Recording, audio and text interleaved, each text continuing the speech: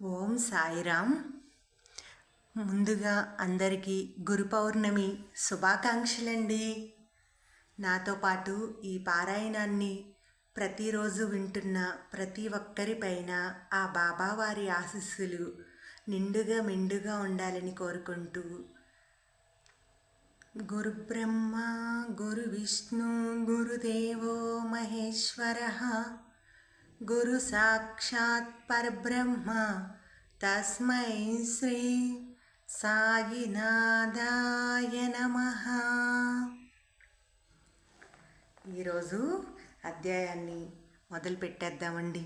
పోయిన అధ్యాయంలో బాబావారి లీలలను కొంతవరకు చూసి ఉన్నాము.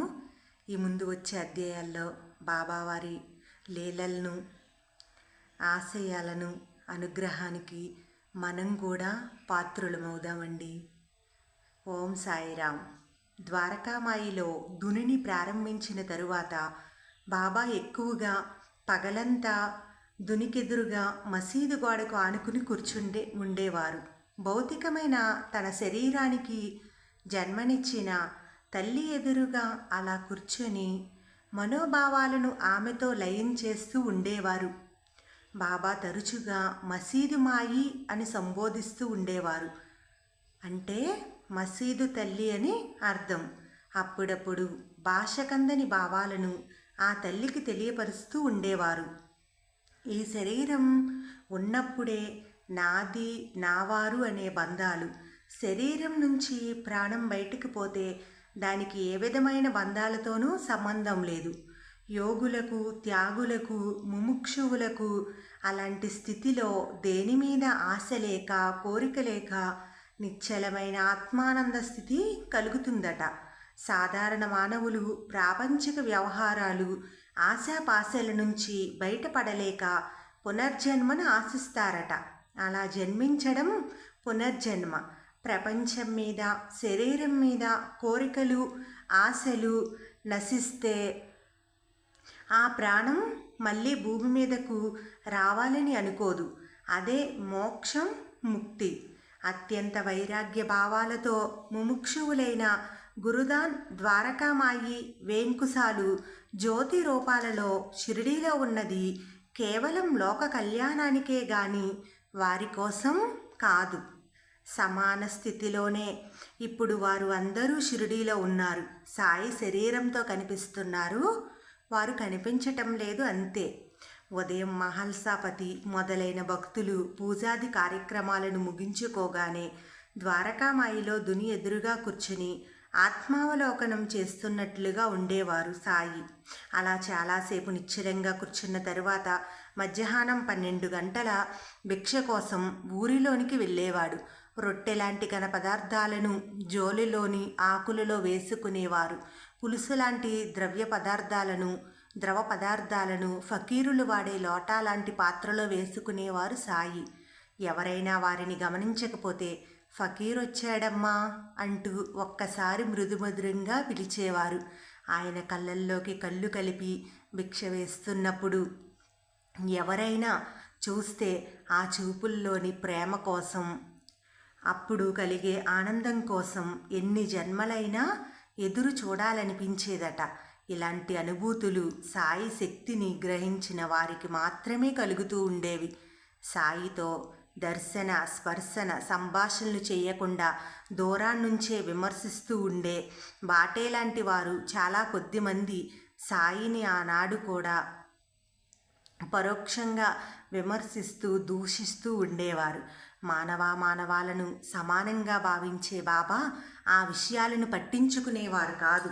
మధ్యాహ్నం సమయంలో కొంచెం సేపు విశ్రాంతి తీసుకునేవారు. సాయంత్రం పూట మసీదుకు వెనుక భాగంలో గల ఖాళీ స్థలంలోనూ, గురుస్థాన్కు పడమర వైపున గల ఖాళీ ప్రదేశం లెండీబాగ్లోనూ పూల మొక్కల్ని పెంచుతూ ఉండేవారు. బాబా ఒడిలో కూర్చొని భుజాలపై ఆడుకొని పంతం పట్టి మారం చేసి మరి బాబాకు రొట్టె ముక్కలు తినిపించిన తాత్య పెరిగి పెద్దవాడై బాబా దగ్గరే ఎక్కువగా ఉంటూ ఉండేవారు. ఏ జన్మ బంధమో మనకు తెలియదు. బాబా అంటే తాత్యాకు ప్రాణం. ఆయనకు కావలసిన పనులన్నీ తానే చూస్తూ ఉండేవారు. మసీదు బాగు చేయడం, దునిలో కట్టెలు తేవడం, బాబాకు బట్టలు మార్పించడం, లెండీబాగ్లో బాబాతో పాటుగా పూల మొక్కలకు నీళ్లు పోయడం లాంటివి స్వయంగా చేసేవారు. మహల్సాపతి కూడా అదేవిధంగా బాబాకు అత్యంత సన్నిహితుడయ్యారు. అప్పుడప్పుడు దక్షిణ ద్వారా వచ్చిన డబ్బుతో బాబా పేదలకు అన్నదానం చేసేవారు. అలా అన్నదానం చేయాలనుకున్నప్పుడు తానే స్వయంగా దుకాణం నందు వెళ్ళి కావలసిన వస్తువులను ఖరీదు చేసేవారు బాబా. సాధారణంగా తాత్య ఆ వస్తువులను మసీదుకు తేవటంలోనూ, వంటలోనూ, పేదలకు వడ్డించటంలోనూ కూడా సహాయపడేవారు. వండుతున్నప్పుడు ఉప్పు కారం సరిగా పడిందా లేంది, పదార్థాలు ఉడికిందా లేంది స్వయంగా చూసేవారు సాయి.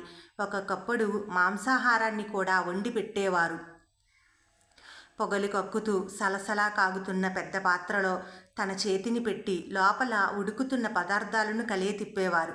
అలాంటప్పుడు వారి చెయ్యి కాలటం కానీ కనీసం కందినట్లు కూడా ఉండేది కాదు. ఒకనాడు అలా బాబా స్వయంగా వండి వడ్డించిన చాలామందికి అన్నదానం చేశారు. 2-3 సార్లు వండవలసి వచ్చింది. ఉదయం ప్రారంభించిన కార్యక్రమం సూర్యాస్తమయం సమయం వరకు జరుగుతూనే ఉంది. వందల కొద్దీ పేదల కడుపారా భుజించి సంతృప్తి చెందారు. ఆ రోజు ఎండ వలనో తాత్య మసీదుకు పగలంతా రాలేకపోయాడు. బాబా ఒక్కరే ఈ పని చూసుకోవలసి వచ్చింది. తాత్య సాయంత్రం వచ్చి విషయం తెలుసుకున్నాడు. బాబా ఇంత కష్టపడుతూ ఉండగా తాను రానందుకు, ఆ పనిని తాను చేసి సాయికి సహాయపడినందుకు తనను తాను నిందించుకున్నాడు. బాబా మొక్క కవలికలు అలిసినట్టుగా తాత్యాకు కనిపించాయి. తాత్య ఆదుర్దా పడ్డాడు, ఆందోళన చెందాడు. ఇంతలో మహల్సాపతి వచ్చాడు. బాబా బాగా అలసిపోయాడు, వారికి వెంటనే విశ్రాంతి లభించాలి, మనం ఏం చేస్తే బాగుంటుందని సలహా అడిగాడు మహల్సాపతిని. అంత అలసిపోయిన బాబా వెళ్ళి మళ్ళీ దుని దగ్గరే ఆ వేడిలోనే కూర్చుంటారు. మనం ఒక చక్కని రాతిని బాబా కూర్చునేందుకు వీలుగా మసీదు ముందు ఆరు బయట వెన్నెల్లో వేసి ఉంచితే చల్లని గాలిలో బాబా సేద తీరి శారీరకంగా విశ్రాంతి పొందుతాడని చెబుతారు. అప్పటికి భోజనాది కార్యక్రమాలు పూర్తి అయ్యి అంతా సర్దుమణుగుతుంది. రాత్రి తొలిజాము పూర్తి అవుతూ ఉంటుంది. వెంటనే దగ్గరలో ఉన్న పర్వత ప్రాంతానికి వెళ్ళి రాతిని తీసుకురావాలని తాత్య ప్రయత్నిస్తాడు. పక్కనే ఉండి వారి సంభాషణను వింటున్న బాబా వద్దని వారిస్తారు. తాత్య వినడు. ఉదయం నుంచి మసీదుకు రానందుకు, బాబా యొక్క పనిని పంచుకుని చేయనందుకు శిక్షగా ఈ పనిని ఇప్పుడే తాను చెయ్యాలని పట్టుబడతాడు. బాబాతో పాటు మహల్సాపతి కూడా వారించాలని ప్రయత్నిస్తాడు. ఉదయాన్నే వెళ్ళి రేపు తీసుకురావచ్చునులే అని సముదాయిస్తాడు బాబా. అయినా తాత్య వినడు. నేను సుఖంగా ఆరు బయట కూర్చోవడానికి సరిపడే రాయి వస్తుందిలే, నీవు వెళ్ళవద్దు అంటారు బాబా. ఎప్పుడో వస్తుందిలే, కానీ నా అశ్రద్ధకు పరిహారంగా నేను ఇప్పుడే తీసుకురావాలని అంటాడు తాత్య. ఇప్పుడే వస్తుందిలే అంటాడు బాబా. నీవు నా ప్రయత్నాన్ని విరమింప చేస్తున్నావు బాబా. రాయి ఇప్పుడే ఇక్కడకు నేనే స్వయంగా వెళ్ళి తేవాలి, ఎవరో తెచ్చి పెడితే నాకేం తృప్తి అని తాత్య తిరిగి వాదిస్తాడు.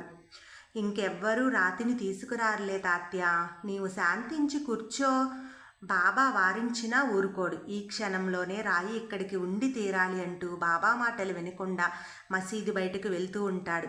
అప్పటికే రాత్రి 2వ జాము ప్రవేశిస్తుంది. ఆ రాత్రి వేళ తాత్యాను కష్టపెట్టడం ఇష్టం లేని బాబా 2 చేతులను పైకెత్తి ఏవో సైగలు చేసి ఏవో లోపలే మాట్లాడుతూ తలుక్కున పెద్ద మెరుపు వస్తుంది. ఆ మెరుపును చూడలేక ముందు వెళ్తున్న తాత్య, మసీదులో గల మహల్సాపతి కూడా ఇద్దరూ కళ్ళు మూసుకుంటారు. మరుక్షణంలో కళ్ళు తెరిచేటప్పటికీ పెద్ద కొండరాయి వచ్చి ఉంటుంది. వారిద్దరూ ఆశ్చర్యపోతారు. అప్పుడు బాబా ఆ వెన్నెల రాత్రి ఆ రాతిపై కాలు మీద కాలు వేసుకుని కుడి చేతిని పైకి ఎత్తి వారిద్దరికీ అభయమిస్తారు. అప్పుడు మహల్సాపతికి తన ఆరాధ్య దైవమైన శివుడుగాను, తాత్యాకు మారుతి రూపంలోనూ ఏకకాలంలో ఇద్దరికీ వేరువేరు రూపాల్లో దర్శనమిస్తారు. ఆనందం పట్టలేని మహల్సాపతి కళ్ళ నుంచి ఆనంద బాష్పాలు రాలగా నోటి నుండి ఏవేవో శివసూక్తులు అసువుగా వినపడతాయి. ఓం సాయిరాం. అలాంటి దర్శనాన్ని చదువుతున్న నాకు, వింటున్న మీకు కూడా ఆ బాబా ఇవ్వాలని కోరుకుందామండి. కొంతసేపటికి వారు మామూలు స్థితికి రాగా సాయి వారిని కూర్చోపెట్టి వారి కోసం ఉంచిన భోజనాన్ని తానే స్వయంగా వారికి వడ్డించి భోజనం చేయిస్తారు. ఆ తరువాత తాము చూసిన ఈ 2 విచిత్ర లీలలను ఎవ్వరికీ చెప్పవద్దని బాబా హెచ్చరిస్తారు. బాబా ఎప్పుడు దృష్టినంతా తన గురుదేవుని మీదే లయం చేసి ఆ గురువుని ప్రేమించుటయందే పరాకాష్ఠ స్థితి పొందెను. ఈ విధంగా గురుదేవుణ్ణి సంపూర్ణ కృపను పొందెను. అలాంటి ఐక్యానంద స్థితిని గురువుతో పొందినప్పుడే గురు బ్రహ్మ, గురు విష్ణు, గురుదేవో మహేశ్వర, గురు సాక్షాత్ పరబ్రహ్మ అనే స్థితి వస్తుంది. అలా కాకుండా మాటల్లో మాత్రమే గురువుగారు అని అంటూ చేతలలో ఆచరణలో లక్ష్య సిద్ధిలో గురువుకు దూరంగా వెళితే అది కేవలం మర్యాద కోసం వాడే గురుపదంగా మిగిలిపోతుంది. కానీ శిష్యుడు ఏ విధమైన ఉపయోగాన్ని గురువు నుండి పొందలేడు. బాబా యొక్క ఈ ఏకాగ్రత స్థితి వలన సకల యోగైశ్వర్యములు సిద్ధులు బాబాని ఆశ్రయించి ఆయన పాదముల వద్ద పడి ఉన్నవి. ఈ సిద్ధులు కొమ్ములు తిరిగిన మహాయోగులను కూడా సర్వనాశనము చేసి బుద్ధిని పెడత్రోవ పట్టించును. అందువలన బాబా వాటిని నిరాకరించారు. కన్నెత్తైనా వాటి వంక చూడలేదు. ఆ సర్వసిద్ధ శక్తులు సుమారు 30 సంవత్సరములు బాబా పాదాల చెంత పడి ఉన్నాయి. 1886 వరకు బాబా తన అద్భుతమైన శక్తులను ప్రదర్శించలేదు. మా పాఠకులకు కూడా భక్తి జ్ఞాన వైరాగ్యాలను కల్పించమని ఈ అధ్యాయాన్ని భక్తి శ్రద్ధలతో పఠించు వారికి బుద్ధిని ఏకాగ్రం చేసి మనస్సును లయం చేసి చేయగల శక్తిని ప్రసాదించమని బాబాను ప్రార్థిస్తూ ఈ అధ్యాయాన్ని ఇంతటితో ముగిద్దాము. 7వ అధ్యాయం. కాలచక్రం వేగంగా తిరుగుతున్నది. వేగంగా తిరిగే కాలచక్రంతో పాటుగా సాయి యొక్క పేరు మహారాష్ట్ర ప్రాంతంలో నలుదిశలా వ్యాప్తి చెందింది. చుట్టుపక్కల ప్రాంతాల నుంచి భక్తులు సాయి దగ్గరకు వచ్చి వారి వారి సమస్యలకు పరిష్కారాలు పొంది ఆనందిస్తున్నారు. రాత్రిపూట మహల్సాపతి తాత్యా బాబాతో కలిసి మసీదులోనే పడుకునేవారు. 3 తలలు మసీదు మధ్య భాగంలోనికి వచ్చేటట్లుగా ఒకచోట పెట్టుకొని కాళ్ళు దూరంగా చాచుకుని పడుకుని ఏవేవో మాటలు మాట్లాడుకుంటూ ఉండేవారు. ఎక్కువగా వారి ప్రశ్నలకు బాబా సమాధానాలిస్తూ ఉండేవారు. బాబాను త్రికరణ శుద్ధిగా నమ్మిన మన ప్రశ్నలకు మన చిక్కుముడులకు కూడా బాబా స్వప్నం ద్వారానైనా మన ప్రశ్నలకు జవాబులు ఇవ్వాలని కోరుకుంటున్నానండి. ఒక్కొక్కప్పుడు బాబా తానే కొన్ని ఆధ్యాత్మిక విషయాలను తనంతట తానుగా బోధిస్తూ ఉండేవారు. అప్పుడప్పుడు శ్యామ కూడా వారితో జతకలుస్తూ ఉండేవారు. ఒక్కొక్కప్పుడు బాబా మహల్సాపతి చేతిని తన గుండె మీద వేసి ఉంచి చెవిని దగ్గరగా పెట్టి గుండెలోంచి వచ్చే శబ్దాన్ని వినమని చెబుతూ ఉండేవారు. మామూలు గుండె కొట్టుకునే శబ్దం కాక అందులో నుంచి భగవన్నామం వినిపించేదట. అలాగే చెయ్యి ఉంచి మహల్సాపతి నిద్రపోతే అరే భగత్ అని పిలిచి బాబా తట్టి లేపి సరిగ్గా పడుకోమని చెప్పేవారు. రాత్రి సమయంలో ఎవరు ఎప్పుడు లేచినా బాబా పలకరించేవారట. దీనిని బట్టి బాబా నిద్రపోయేవారు కాదని, కన్నులు మూసినట్లు పైకి కనిపించినా అది యోగ నిద్ర మాత్రమేనని మహల్సాపతి నిర్ధారించుకున్నాడు. అది 1886 సంవత్సరం మార్గశిర పౌర్ణమి నాటి రాత్రి సుమారు 10 గంటల ప్రాంతంలో బాబా మహల్సాపతి మామూలుగానే ఏవో మాటలు మాట్లాడుకుంటున్నారు. అప్పుడు బాబా ఉబ్బసం వ్యాధితో బాధపడుతూ ఉన్నారు. బాబా మహల్సాపతితో ఇలా అన్నారు, ఇప్పుడు నేను ఈ శరీరాన్ని వదిలి పైకి వెళ్తున్నాను. తిరిగి 3 రోజుల తర్వాత మళ్ళీ ఈ శరీరంలోకి వస్తాను. ఈ 3 రోజులు ఈ నా శరీరాన్ని జాగ్రత్తగా కాపాడు. ఒకవేళ 3 రోజుల తర్వాత తిరిగి రాకపోతే మసీదు ఎదురుగా శరీరాన్ని సమాధి చేసి గుర్తుగా 2 జెండాలను పాతు అని చెప్పి తన తలను మహల్సా తొడపై ఉంచి పడుకోగానే బాబా ప్రాణం శరీరంలోంచి బయటకు వెళ్ళిపోతుంది. ఈలోగానే వచ్చిన తాత్యా కూడా ఆ దృశ్యాన్ని చూసి ఆశ్చర్యం పొందుతాడు. బాబా మరణించాడనే వార్త షిరిడీ గ్రామం అంతా వ్యాపించింది. రాత్రికి రాత్రే చాలామంది మసీదు దగ్గరికి పోగైనారు. మహల్సాపతి చెప్పిన మాటలను తాత్య, శ్యామాలు మాత్రమే నమ్మగలిగారు. మిగిలిన వారంతా బాబా నిజంగానే మరణించారనే నమ్మారు.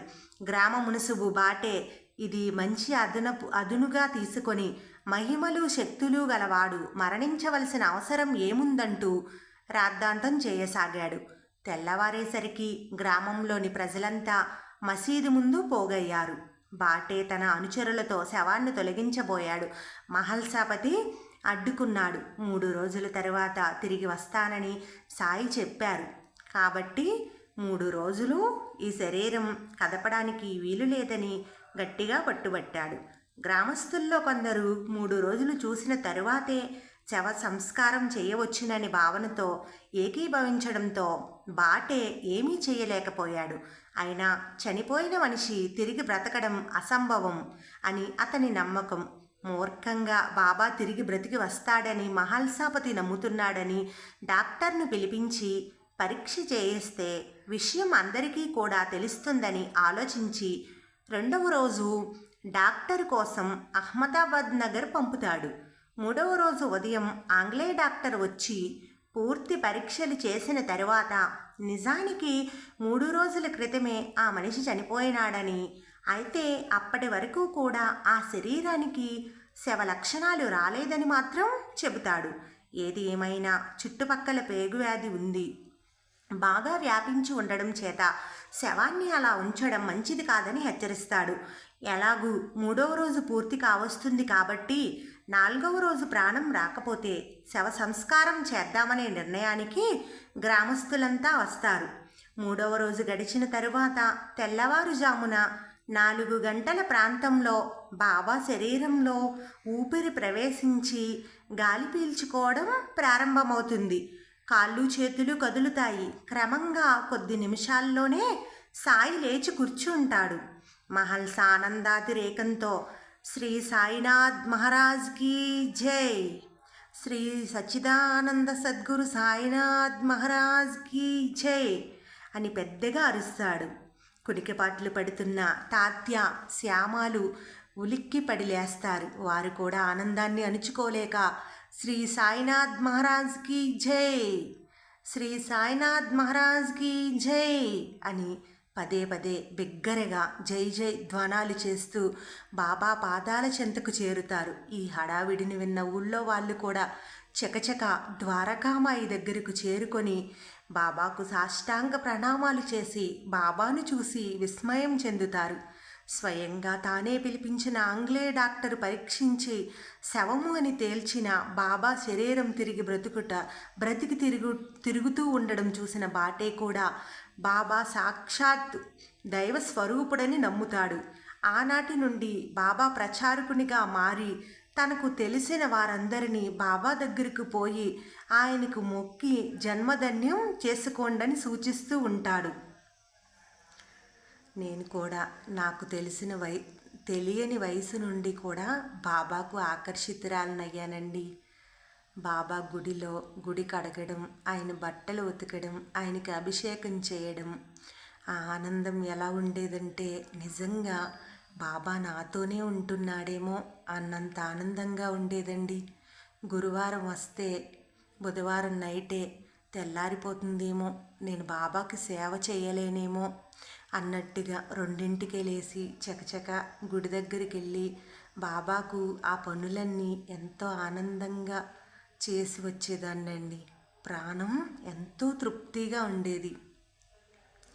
ఆయన పాదాలను మనం పడితే, ఆయన వైపు మనం ఒక్క అడుగు వేస్తే ఆయన మన వైపు 100 అడుగులేస్తాడండి.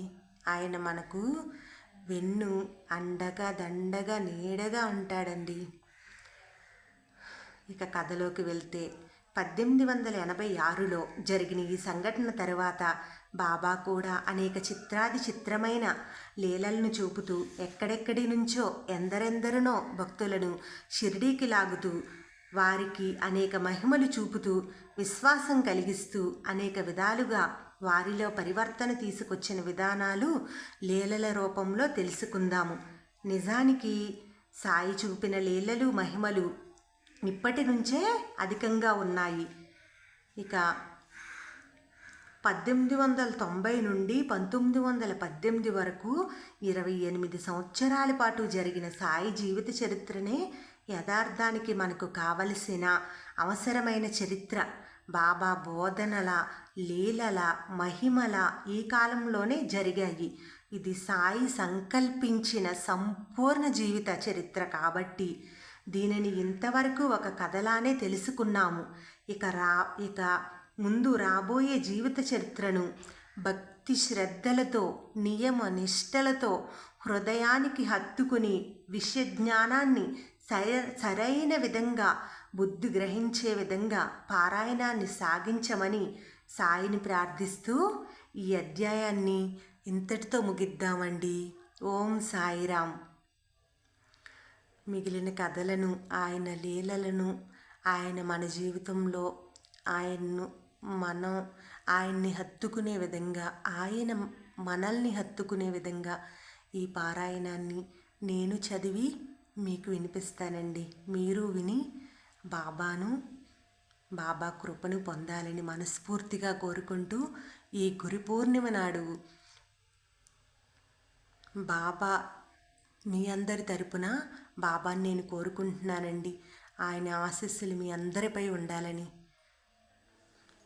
అఖిలాండకోటి బ్రహ్మాండ నాయక రాజాధిరాజ యోగిరాజ పరబ్రహ్మ శ్రీ సచ్చిదానంద సద్గురు సాయినాథ్